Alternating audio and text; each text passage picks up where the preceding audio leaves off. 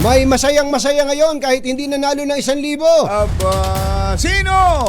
Si PNP Chief Marbil ay happy, tumatalon. Aba, palundag-lundag. Palundag-lundag. Alamin natin kung bakit mula kay RH14, Let Narciso. Come in, Let!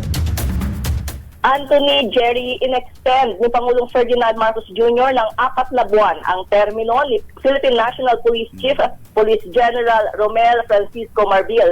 Epektibo ito bukas, February 7, 2025, kung kailan ang kanyang retirement day.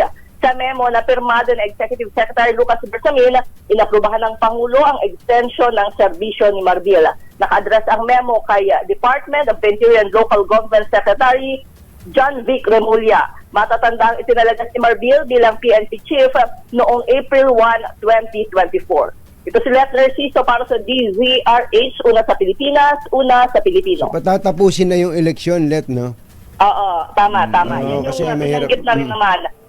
Nauna lang binanggit ni DILG Secretary at sinabi niya nga na inclined si Pangulong Marcos na i-extend yung kanyang termino at i-anunsyo yan bago yung birthday nitong si PNP Chief Marbil na bukas. Saya siguro ng birthday niya, no? Palasyo. Saya siguro ng birthday niya bukas.